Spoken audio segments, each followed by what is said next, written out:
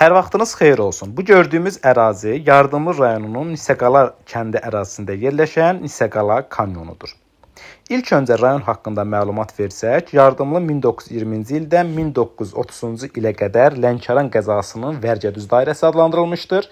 1930-cu ildə Vərgədüz rayonu adı ilə təşkil edilmişdir. 1938-ci ildə isə Yardımlı rayonu adlandırılmış və mərkəzi Yardımlı olmuşdur. Hal-hazırda da rayonun mərkəzi Yardımlı şəhəridir. Yardımlı sözü qədim Yardəm şəhərinin adı ilə bağlıdır. Akademik Ziya Bünyadovun Azərbaycanın 7-9-cu əsrlər kitabında da Yardəm şəhərini Ərdəbilin şimalında qeyd edir və hal-hazırda indiki Yardımlı rayonu ərazisinə uyğun gəlir. Yardımlı rayonu İran İslam Respublikası ilə həmsərhəddir. Həmçinin Lerik, Masallı və Cəllabad rayonları ilə həmsərhəddir. Cənubdan Lerik rayonu ilə 40 km, şərqdən Masallı rayonu ilə 11 km, şimal-şərqdən isə Cəllabad rayonu ilə 20 km sərhədə malikdir. Həmçinin şimal və qərbdən İran İslam Respublikası ilə həmsərhəddir və sərhədlərimizin uzunluğu 96 km təşkil edir.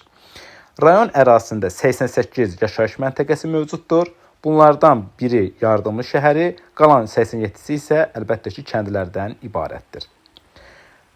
Rayonun ərazisi təxminən 667 kvadrat kilometrdir, əhalisi isə 68 min nəfərə yaxındır. Bayaq da qeyd etdiyimiz kimi, çaylar müxtəlif relyef formaları yarada bilər. Yəni ki, çayların həm dağıdıcı, həm də yaradıcı fəaliyyəti mövcuddur. Çayların yaradıcı fəaliyyətinə biz akkumulasiya, dağıdıcı fəaliyyətinə isə eroziya deyirik.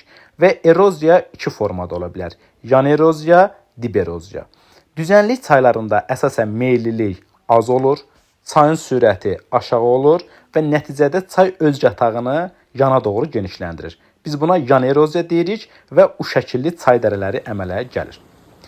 Yüksək dağlıq ərazilərdə, meyillilik çox olan çaylarda isə əsasən dərin dərələr əmələ gəlir. Yəni çay öz dərəsini dərinliyə doğru genişləndirir ki, biz buna veşəkilli çay dərələri deyirik. Həmçinin dağlıq çaylarda kanyonlar əmələ gəlir.